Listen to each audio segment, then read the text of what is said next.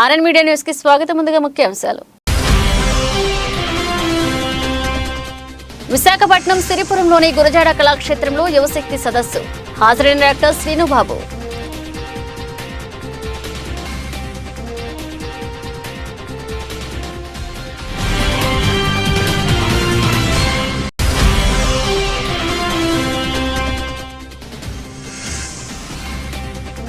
విశాఖలో టోర్నీ ఆడదాం, ఆంధ్ర రాష్ట్ర స్థాయి పోటీలు ప్రారంభం. హాజరైన మంత్రి ఆర్కే రోజా.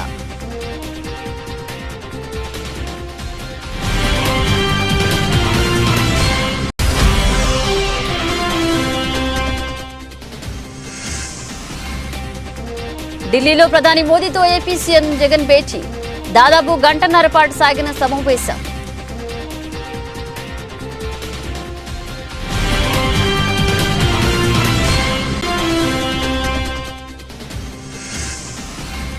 మహబూబాద్ లోక్సభ నియోజకవర్గ మహిళా కాంగ్రెస్ పార్టీ సన్నాహక సమావేశం. ముఖ్య అతిథిగా హాజరైన రాష్ట్ర మహిళా కాంగ్రెస్ పార్టీ అధ్యక్షురాలు సునీతారావు.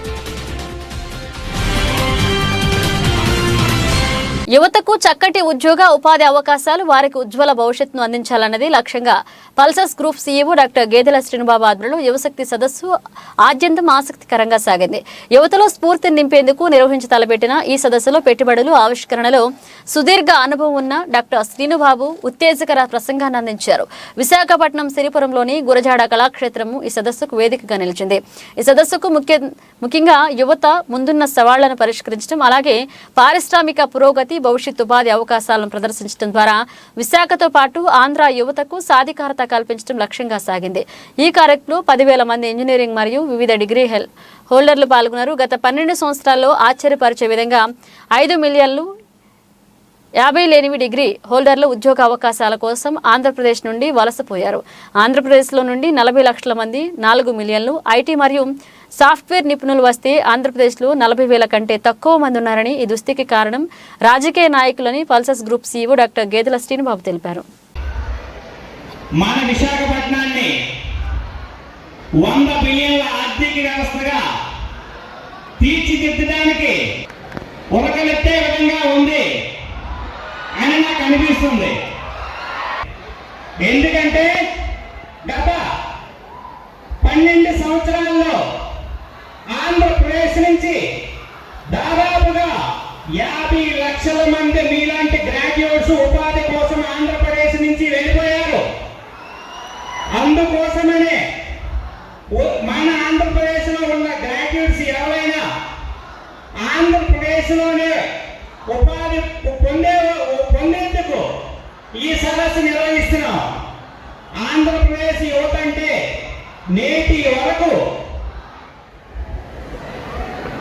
నేటి విద్యార్థులే రేపటి వలసదారులుగా ఉన్న ఆంధ్రప్రదేశ్ నుంచి నేటి విద్యార్థులే రేపటి పారిశ్రామికవేత్తలుగా తీర్చిదిద్దడానికి ఈ యువ సదస్సు పెట్టడం జరిగింది.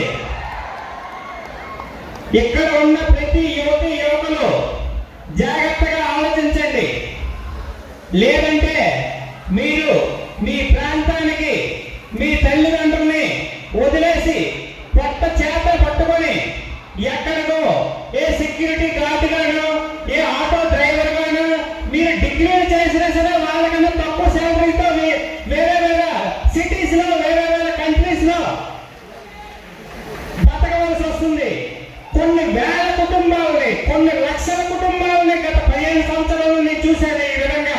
గ్రామీణ స్థాయి నుంచి యువతలో క్రీడా నైపుణ్యాలను వెలికి తీయడమే లక్ష్యంగా ప్రారంభించిన మెగా టోర్నీ ఆడదాం ఆంధ్ర రాష్ట్ర స్థాయి పోటీలను శుక్రవారం విశాఖలో మంత్రి ఆర్కే రోజా ప్రారంభించారు. 4 దశల్లో నిర్వహించిన cricket, volleyball, kabaddi, kho kho, badminton పోటీలకు విశేష స్పందన రాగా జిల్లా స్థాయిలో సత్తా చాటిన జట్లతో రాష్ట్ర స్థాయి పోటీలను ఇవాల్టి నుంచి ఈ నెల 13వ తేదీ వరకు ఫైనల్ పోటీలు నిర్వహించనున్నారు. ఈ సందర్భంగా మంత్రి రోజా మాట్లాడుతూ ఆడదాం ఆంధ్ర ఫైనల్స్ కి 260 జట్లతో పోటీ పడేందుకు సిద్ధమవుతున్నారని, ఈ నెల 9 నుంచి 13వ తేదీ వరకు మహాసంగ్రామం జరగనుందని, 13న ముగింపు వేడుకలకు ముఖ్యమంత్రి జగన్ హాజరు కానున్నారని తెలిపారు.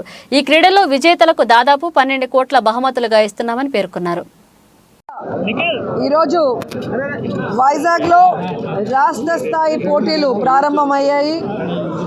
సో సచివాలయ స్థాయి నుంచి రాష్ట్ర స్థాయి వరకు క్రీడాకారులందరూ కూడా పోటీ పడి ఆడి ఈరోజు ఈ స్థాయికి రావడం చాలా సంతోషంగా ఉంది.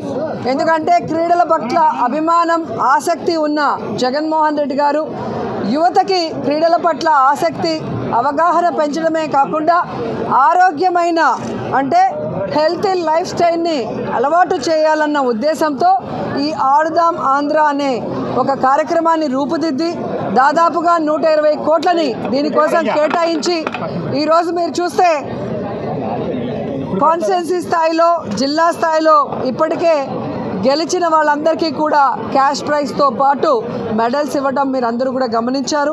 అలాగే సచివాలయ స్థాయి నుంచి బేసిక్ కిట్స్, టీషర్ట్స్, క్యాప్స్ ఇవ్వడమే కాకుండా నియోజకవర్గ స్థాయి నుంచి ప్రొఫెషనల్ కిట్స్, టీషర్ట్స్, క్యాప్స్తో పాటు మెడల్స్, ప్రైజ్ మనీ కూడా ఇవ్వటం మీరు గమనించారు.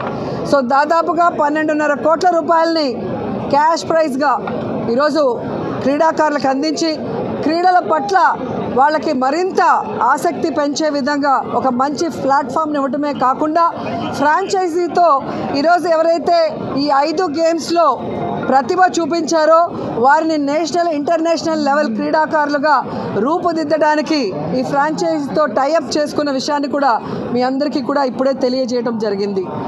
ఢిల్లీ పర్యటనకు వెళ్లిన ఏపీ సీఎం జగన్ ఈ మధ్యాహ్నం ప్రధాని నరేంద్ర మోదీతో భేటీ అయ్యారు. ప్రధానికి శాల్వా కప్పి సత్కరించారు. ఆయనకు వెంకటేశ్వర స్వామి ప్రతిమను బహుకరించారు. ప్రధానితో సీఎం జగన్ సమావేశం దాదాపు గంటన్నర పాటు సాగింది. విభజన హామీలు, ఏపీకి రావాల్సిన పెండింగ్ నిధులు, తాజా రాజకీయ పరిణామాల గురించి సీఎం జగన్ ప్రధాని మోదీతో చర్చించినట్లుగా తెలుస్తుంది. ఈ సమావేశానికి పార్లమెంట్లోని ప్రధాని కార్యాలయం వేదికగా నిలిచింది. ప్రధానితో సమావేశం అనంతరం సీఎం జగన్ పార్లమెంట్లోని ఆర్థిక శాఖ కార్యాలయానికి వెళ్లారు. అక్కడ కేంద్ర ఆర్థిక శాఖ మంత్రి నిర్మలా సీతారామన్ను కలిశారు. రాష్ట్రానికి రావాల్సిన నిధులు, పెండింగ్ బకాయిల గురించి చర్చించారు. So just one comment sir on Bharat Ratna for PV Narasimha Rao sir. Bharat Ratna for PV Narasimha Rao sir for a Telugu person sir. PV Narasimha Rao. Sir, what do you say Bharat Ratna? Mr. Reddy, how sir he was a stalwart. How do you see? Do you think that he will become the next CM? Do you think he is ready to become the next CM? డిమాండ్ల సాధనకు ఉద్యమ బాట పట్టిన ఆశా కార్యకర్తలు పిఠాపురం తహసీల్దార్ కార్యాలయం వద్ద నిరసన కార్యక్రమాన్ని నిర్వహించారు. ఈ సందర్భంగా ఆశా యూనియన్ నాయకురాలు కాండ్రకోట వెంకటలక్ష్మి, గొర్ల స్వాతి మీడియాతో మాట్లాడుతూ వేతనాలు పెంచాలని, పనిభారం తగ్గించాలని, సంక్షేమ పథకాలు వర్తింపచేయాలని, చెలో విజయవాడ చేపడితే ప్రభుత్వం నిబంధనలతో ఉద్యమాన్ని నీరుగారుస్తుందని ఆవేదన వ్యక్తం చేశారు. ఆశాల సమస్యలు పరిష్కరించకపోతే ఉద్యమాన్ని ఉధృతం చేస్తామని హెచ్చరించారు. ఈ సందర్భంగా ఆశా వర్కర్లకు కనీస వేతనం చెల్లించాలని, కమ్యూనిటీ హెల్త్ వర్కర్లని ఆశాలుగా మార్పు చేయాలని, 10 లక్షల గ్రూప్ ఇన్సూరెన్స్ సౌకర్యం కల్పించాలని పలు డిమాండ్లు ప్రవేశపెట్టారు. ఈ కార్యక్రమంలో Kakara Ramadevi, Y Akkayyamma, M Padmavati, M Baby పాల్గొన్నారు.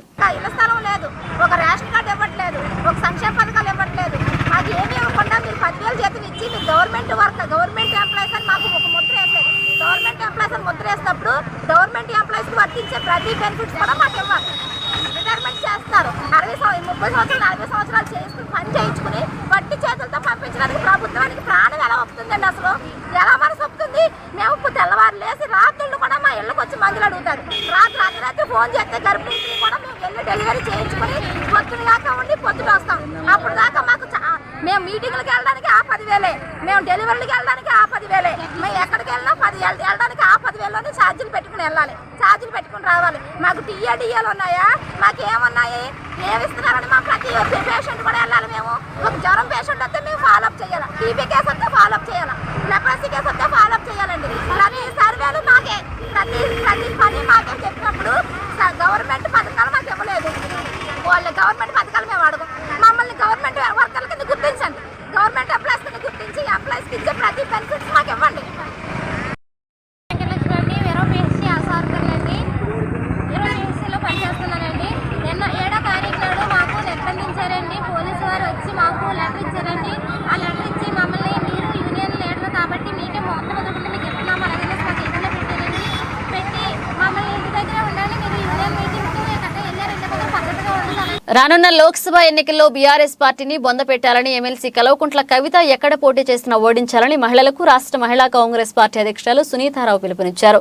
మహబూబాబాద్ జిల్లా కేంద్రంలో జరిగిన మహబూబాబాద్ లోక్సభ నియోజకవర్గ మహిళా కాంగ్రెస్ పార్టీ సన్నాహక సమావేశానికి ఆమె ముఖ్య అతిథిగా హాజరయ్యారు. ఈ సందర్భంగా సునీతారావు మాట్లాడుతూ మహిళలకు చట్టసభల్లో 33% రిజర్వేషన్ల కోసం మహిళలు ఐకమత్యంగా అలుపెరగని పోరాటం చేయాలని, రాష్ట్రంలో 17 లోక్సభ నియోజకవర్గాల్లో 33% మహిళలకు టికెట్లు కేటాయించాలని కోరారు. మహబూబాబాద్ జిల్లా అధ్యక్షురాలుగా విశేష సేవలు అందించిన నునావత్ రాధాకు పార్లమెంట్ టికెట్ పై తప్పకుండా అధిష్టానం వద్ద అడుగుతామని, ఎవరికి టికెట్ వచ్చినా మహిళా సోదరీమణులు కాంగ్రెస్ కి ఓటు వేసి 16 పార్లమెంట్ స్థానాలు గెలిచి చూపించాలని, ఆడబిడ్డల సంక్షేమమే కాంగ్రెస్ ప్రభుత్వ ధ్యేయమన్నారు. బీఆర్ఎస్ హయాంలో డబుల్ బెడ్రూములు, బీసీ, దళిత బంధు పథకాలు ప్రజలకు ఎందుకు ఇవ్వలేదని ప్రశ్నించారు. సంక్షేమ పథకాల అమలులో దళారులు డబ్బులు దండుకుంటున్నారని విమర్శించారు. ఈ రోజు మీరు మాట్లాడడం ఎంతవరకు కరెక్ట్ అని నేను అడుగుతున్నా. మహిళల గురించి, సంక్షేమం గురించి ఇదే మహిళా కమిషన్ కాని ఉన్నప్పుడు స్టేట్ ఉమెన్ కమిషన్కి పోయి నేను పలు రిప్రజెంటేషన్లు ఇచ్చాం. దేనిపైన కూడా ఎఫ్ఐఆర్ కట్టకపోగా వాళ్ళ మంత్రులను, వాళ్ళ ఎమ్మెల్యేనే ఇంకెత్తుకొచ్చింది. బీజేపీలో కూడా అంతే. యూపీ హైయెస్ట్ యోగి ఆదిత్యనాథ్ స్టేట్లో మాత్రం బీజేపీలో వాళ్ళ ఎంపీలను ఎన్నికేసుకొస్తాడు. ఈరోజు మన పిల్లలు బాక్సర్లు, బౌన్సర్లు, బ్రెజిలర్లు ముందంజలో ఉన్నారు. ఆడపిల్లలు ఎవరో కదా ఆడపిల్లలు. మరి మహిళా బంధు ఎన్నడన్నా ఆలోచించిన ముఖ్యమంత్రి? ఆలోచించాను. కానీ ఈరోజు మన పిల్లలను వేధిస్తున్నాం. లైంగికంగా వేధించినందుకు మొన్న నేను చాలాసార్లు కూడా చెప్పడం జరిగింది. కానీ ఒక ఎఫ్ఐఆర్ రిజిస్టర్ చేయమంటే సుప్రీంకోర్టు దానికి వెళ్ళి గైడ్ లైన్స్ ఇష్యూ చేస్తే కానీ ఎఫ్ఐఆర్ కాలేదు బ్రిజ్భూషణ్ సింగ్ ఎంపీ పైన. గుర్తింపు ఇవ్వాలి. ఒక్కొక్కరు 20 సంవత్సరాలు 30 సంవత్సరాల నుండి కాంగ్రెస్ పార్టీలో పనిచేస్తున్న మహిళలు ఉన్నారు. వాళ్లకు తగ్గ గుర్తింపు తీసుకొచ్చే విధంగా మీరు ఏఐసిసి ఏఐసిసి మరి మన అధ్యక్షురాలకు కూడా వాళ్ళు కూడా చెప్పవలసిన అవసరం ఉంది. కాబట్టి మరి మాకు మీ పెద్ద భరోసా మీరే, మాకు పెద్ద అండదండ మీరే. మమ్మల్ని అందరినీ నీ చెల్లెలాగా చూసుకొని మాకు ముందుకు నడిపిస్తారనేసి సందర్భంగా తెలియజేసుకుంటా ఉన్నాం.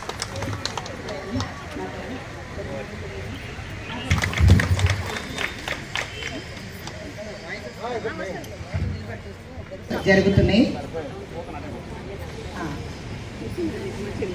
అన్నగారికి కూడా స్వాగతం.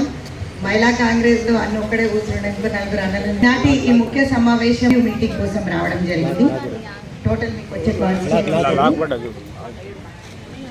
ప్రత్యక్ష దైవం, ఆరోగ్య ప్రదాత శ్రీ సూర్యనారాయణ స్వామి వారి రథసప్తమి వేడుకలు పండగ వాతావరణంలో ఘనంగా జరుపుకోవాలని ఆర్డీఓ సిహెచ్ రంగయ్య పేర్కొన్నారు. ఫిబ్రవరి 16న జరగనున్న రథసప్తమి వేడుకల ఏర్పాటులో భాగంగా శుక్రవారం అనివేటి మండపంలో ఆర్డీఓ అధ్యక్షతన సమన్వయ సమావేశం నిర్వహించారు. ఈ సమావేశంలో దర్శనం కోసం వచ్చిన భక్తులకు ఎటువంటి అసౌకర్యం కలగకుండా చేపట్టనున్న ఏర్పాట్లపై ఆర్డీఓ, రెవెన్యూ, పోలీస్, రవాణా శాఖలకు ఆలయ ఈవో డిఎల్వి రమేష్ వివరించారు. ఆర్డీఓ మాట్లాడుతూ భక్తులకు ఎటువంటి అసౌకర్యం కలగకుండా అరసవిల్లి రథసప్తమి వేడుకలు నిర్వహించనున్నట్లుగా క్యూ లైన్లు, ప్రసాదాల పంపిణీ తదితర చర్యలు చేపట్టాలని, ఫిబ్రవరి 15వ తేదీ అర్ధరాత్రి నుండి పూజా కార్యక్రమాలు ప్రారంభం కానున్నాయని, ప్రశాంత వాతావరణంలో వేడుకలు నిర్వహించటకు అన్ని ఏర్పాట్లు పూర్తయ్యాయని పేర్కొన్నారు. ఇక రథసప్తమి దృష్ట్యా దర్శనానికి వచ్చే భక్తులకు ఎటువంటి అసౌకర్యం కలగకుండా చర్యలు చేపట్టాలని వివరించారు.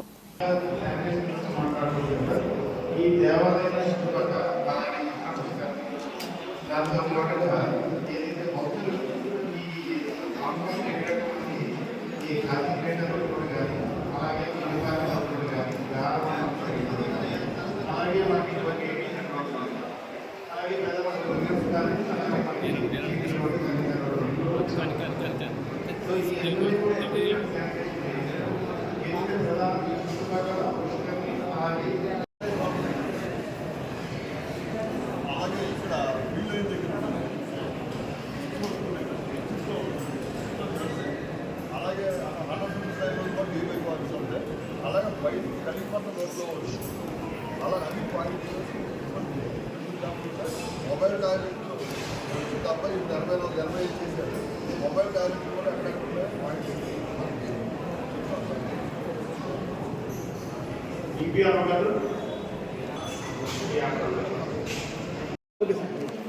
ఈ నెల 16వ తేదీన శ్రీ సూర్యనారాయణ స్వామి వారి సప్తమి జరుగుతుంది కనుక దానికి సంబంధించి ఏర్పాట్లపైన సమీక్షా సమావేశం ఈరోజు జరిగింది. ఈ సమీక్షా సమావేశంలో వివిధ డిపార్ట్మెంట్లకు సంబంధించి అధికారులందరూ పాల్గొన్నారు. వారి శాఖల తరఫున ఏమేమి కార్యక్రమాలు చేస్తారు, మన పిల్గ్రిమ్స్కి అంటే భక్తులకి చేసిన ఏర్పాట్ల గురించి చెప్పడం జరిగింది.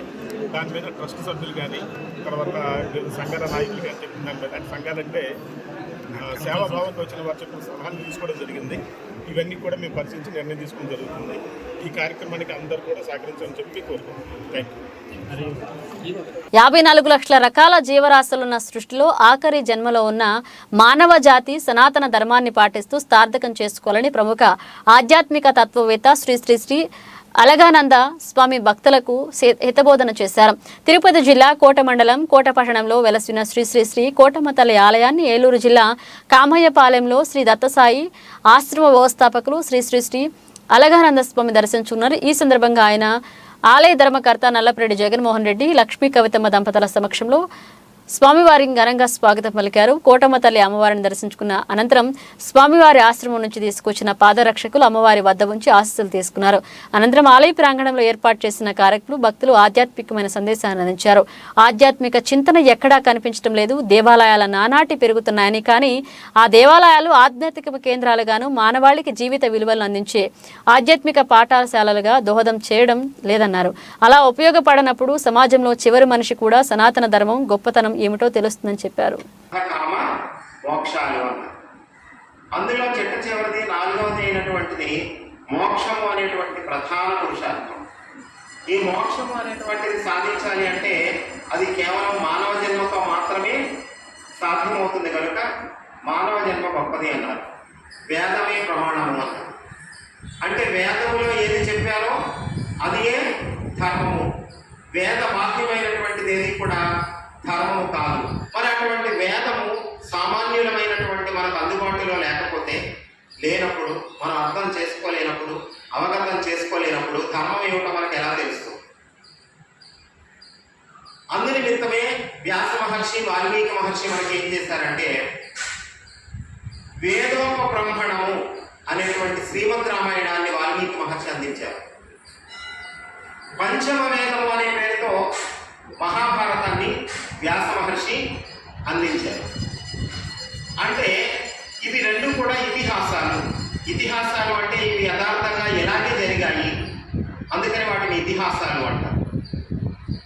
రామాయణము మహాభారతము అనేటువంటి ఇతిహాసాలను విద్య ద్వారా ఉన్నత స్థాయికి ఎదుగుతారని అన్ని ప్రభుత్వ పాఠశాలల్లో ప్రభుత్వం అనేక మౌలిక వసతులు కల్పిస్తుందని వాటిని వినియోగించుకుని విద్యార్థులు బాగా చదువుకోవాలని చెల్లకూరు మండలం చెడిమాల గ్రామానికి చెందిన రాజనేని రామానాయుడు ట్రస్ట్ వ్యవస్థాపకులు శ్రీనివాసులు నాయుడు వెల్లడించారు.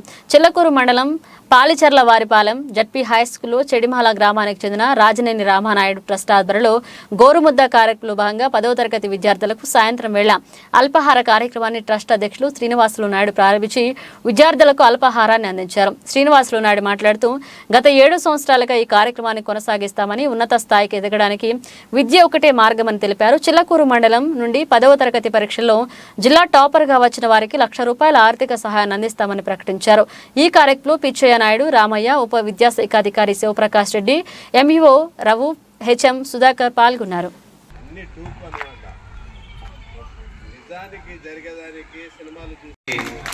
సెవెంత్ ఇయర్ గోరుముద్ద స్టార్ట్ చేసి 7th ఇయర్ ఇప్పటి వరకు తిక్వరం హై స్కూల్లో ప్రతి సంవత్సరం చేసేవాళ్ళం. ఈ సంవత్సరం ప్రజేంద్ర ఇక్కడ మన స్కూల్లో పెడదామంటే తప్పకుండా ఫస్ట్ రామ్ కుమార్ సార్ని అడగండి, సార్ పర్మిషన్ ఇస్తేనే ఇక్కడ పెడదాము, అక్కడ లేకుంటే అక్కడే పెడదాం ప్రజేంద్ర అన్నాను. సార్ నేను మాట్లాడుకుంటానంటే సరే అని చెప్పి ఇక్కడ ఈ సంవత్సరం ఇక్కడ పెట్టాం. ఆ సారే ఒక మంచి ప్రపోజల్, ఎవ్రీ ఇయర్ ఒక్కొక్క స్కూల్లో పెడితే అట్లీస్ట్ ఆ పిల్లలతో చూసే అందరి పిల్లల్ని, నాట్ ఓన్లీ 10th క్లాస్ పిల్లల్ని కాకుండా అందరినీ చూసే ఆపర్చునిటీ వస్తుంది అని సార్ ఒక మంచి ప్రపోజల్, అది ఎప్పుడూ నాకు మైండ్లోకి రాలేదు. Sir thank you very much, చాలా మంచి ప్రపోజల్ ఇచ్చారు సార్. దాన్ని తీసుకొని ఎన్ఆర్పల్లి హెడ్ మాస్టర్ గారు నెక్స్ట్ ఇయర్ మా 2025లో మా స్కూల్లో పెడదామంటే తప్పకుండా అమ్మా ఎన్ఆర్పల్లి స్కూల్లో పెడదాం, అక్కడ నుంచి వరగలి, చిత్తవరం అన్నిట్లో ప్రతి ఇయర్ ఈ ప్రోగ్రామ్ అనేది కంటిన్యూస్ గా జరుగుతుంది కాబట్టి అన్ని స్కూల్స్ లో పెడదాం, చిల్లకూరు ఎక్కడైనా పెడదాము. ఈ సంవత్సరం కోదండరామ్ సార్ గారు ఒకసారి రిటైర్ అయ్యారు, ఆయన ఇక్కడ లేరు. ఇప్పుడే శివసుబ్రహ్మణ్యం సార్ గారు ఇందాక ఒక చిన్న చెప్పారు నెహ్రూ గారిది.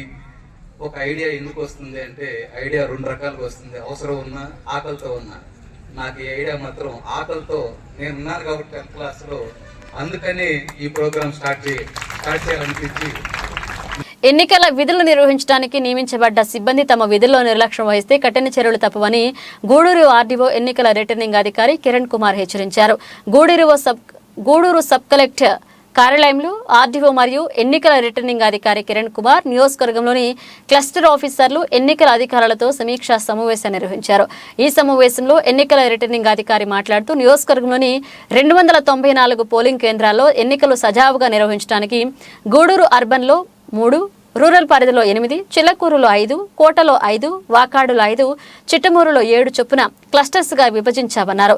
ఒక్కొక్క క్లస్టర్ ఆఫీసర్ కనీసం 10 నుండి 13 పోలింగ్ కేంద్రాల ఎన్నికలను ఎలాంటి సమస్యలు లేకుండా సజావుగా జరిపించేందుకు చర్యలు తీసుకోవాలన్నారు. ఈ సమీక్షా సమావేశంలో డీఎస్పీ సూర్యనారాయణ రెడ్డి, ఎన్నికల అధికారులు పాల్గొన్నారు. 2024 సార్వత్రిక ఎన్నికలకు సంబంధించి ఈ ఏర్పాట్లకు సంబంధించి ఈ ఎలక్షన్ సిబ్బంది ఎవరైతే ఉన్నారో వాళ్ళందరికీ కూడా ప్రొసీడింగ్స్ ఇవ్వడం జరిగింది. దీంట్లో ఎస్ఎస్టీ టీమ్స్, తర్వాత ఎంసీసీ టీమ్స్, ఫ్లయింగ్ స్క్వాడ్, తర్వాత video viewing team, video surveillances team, ఇలా అన్ని టీమ్స్ని కూడా ప్రొసీడింగ్స్ ఇవ్వడం జరిగింది.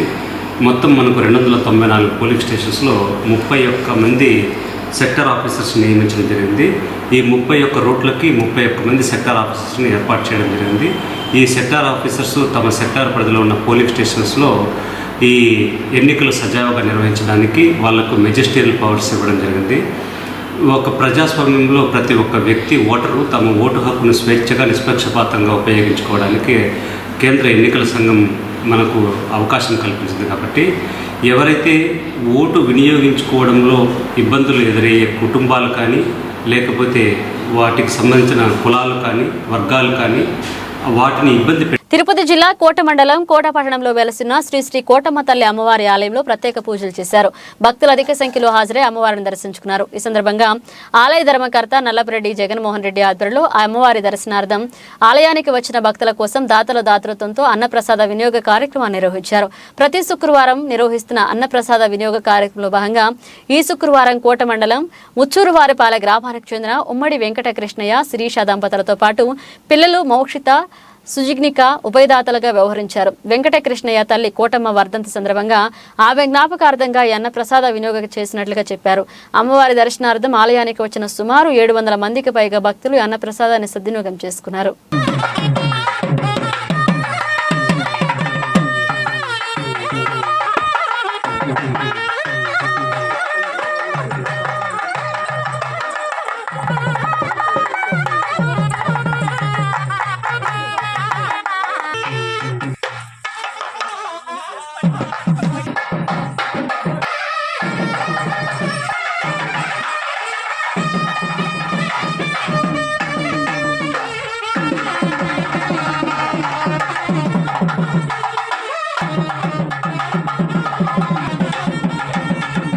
తిరుపతి జిల్లా కోట పట్టణంలో వెలసినటువంటి కోటమ్మ తల్లి దేవస్థానంలో కోటమ్మ తల్లి దేవస్థానం చైర్మన్ గారైన నల్లపరెడ్డి జగన్మోహన్ రెడ్డి గారి దంపతుల పర్యవేక్షణలో 2022 సంవత్సరం నుంచి జరుగుతున్నటువంటి పవిత్రమైన అన్నప్రసాద వినియోగ కార్యక్రమం ప్రతి శుక్రవారం దాతల సహకారంతో చాలా చక్కగా జరుగుతూ ఉంది. ఈరోజు ఏలూరు జిల్లా కామాయపాలెం దత్తపీఠాధిపతులు అనఘానంద స్వామి వారు ఆశీస్సులతో ఈరోజు మన దేవస్థానం చైర్మన్ గారు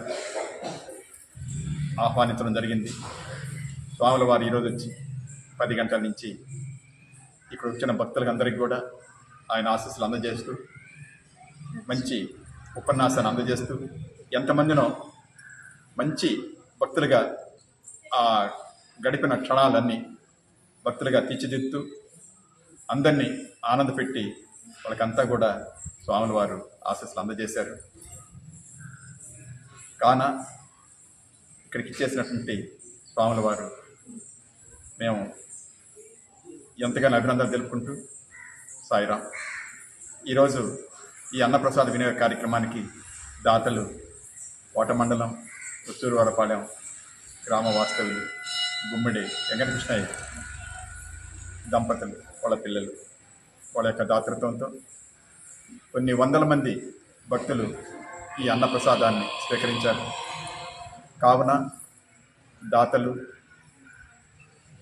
ప్రసాదాన్ని వినియోగింపజేయించిన వాళ్ళు, తీసుకున్న వాళ్ళు అందరూ కూడా ఆయురారోగ్యాలతో, అష్టైశ్వర్యాలతో, భోగభాగ్యాలతో, అమ్మవారి ఆశీస్సులతో అందరూ ఆనందంగా ఉండాలని మనస్ఫూర్తిగా అమ్మవారిని ప్రార్థన చేస్తూ సాయి. భారతీయ జనతా పార్టీ రాష్ట్ర కమిటీ పిలుపు మేరకు రాష్ట్ర అధ్యక్షుడు చిగుపాటి కుమారస్వామి ఆధ్వర్యంలో ఈ నెల 13వ తేదీన విజయవాడలో తలపెట్టిన రైతు గర్జన బహిరంగ సభను జయప్రదం చేయాలని ఆ పార్టీ కిసాన్ మోర్చా రాష్ట్ర ప్రధాన కార్యదర్శి వేమారెడ్డి సురేంద్రనాథ్ రెడ్డి పిలుపునిచ్చారు. తిరుపతి జిల్లా కోట గ్రామంలో ఏర్పాటు చేసిన మీడియా సమావేశంలో ఆయన మాట్లాడారు. వైఎస్ఆర్ కాంగ్రెస్ ప్రభుత్వం రాష్ట్రంలో రైతులు చేసిందేమీ లేదన్నారు. కేంద్ర ప్రభుత్వం రైతులు కేటాయించిన నిధులను కూడా పక్కదోవ పట్టించి రైతులను దగా చేస్తుందని ఆరోపించారు.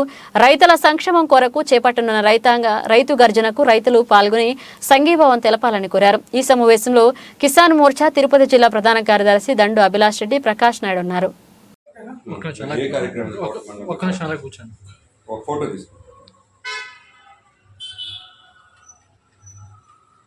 రాష్ట్ర వ్యాప్తంగా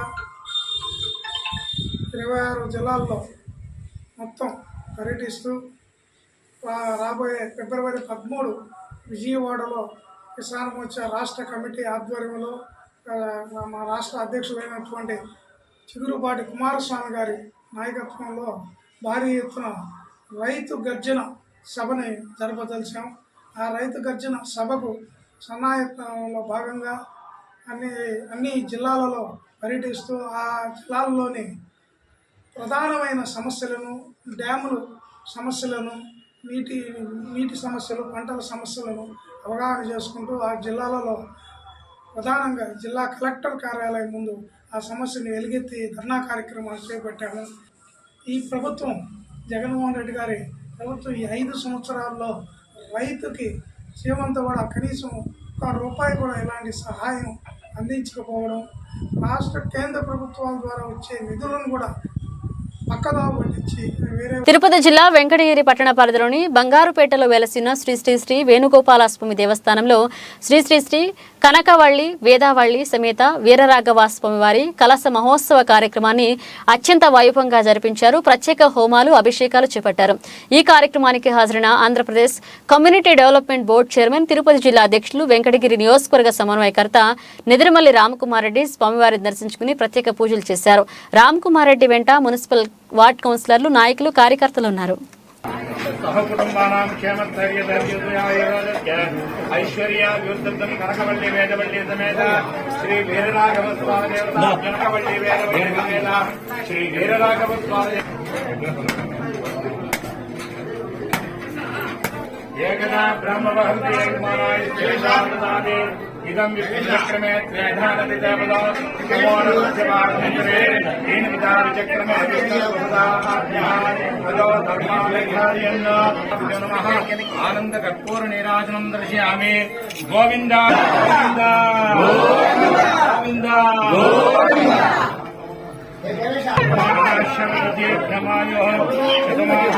వేదవల్లి సమేత వీరరాఘవ స్వామి అనుగ్రహ ప్రసాద ఫలసిద్ధిరస్తు, మనోవాంఛా ఫలసిద్ధిరస్తు.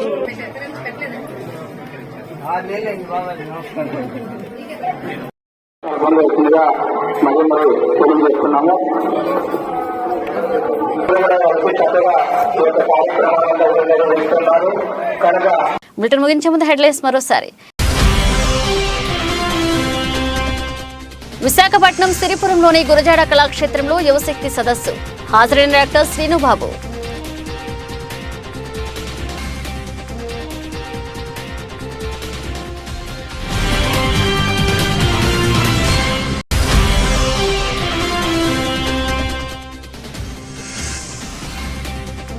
విశాఖలో టోర్నీ ఆడదాం, ఆంధ్ర రాష్ట్ర స్థాయి పోటీలు ప్రారంభం, హాజరైన మంత్రి ఆర్కే రోజా.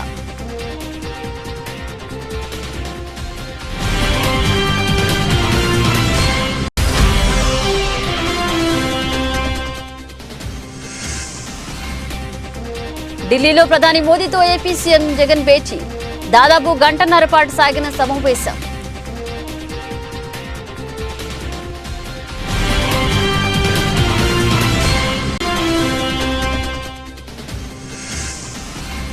మహబూబాద్ లోక్సభ నియోజకవర్గ మహిళా కాంగ్రెస్ పార్టీ సన్నాహక సమావేశం. ముఖ్య అతిథిగా హాజరైన రాష్ట్ర మహిళా కాంగ్రెస్ పార్టీ అధ్యక్షురాలు సునీతారావు. ఇవి ఇప్పుడు అప్డేట్స్. మన అప్డేట్స్తో మళ్ళీ కలుద్దాం.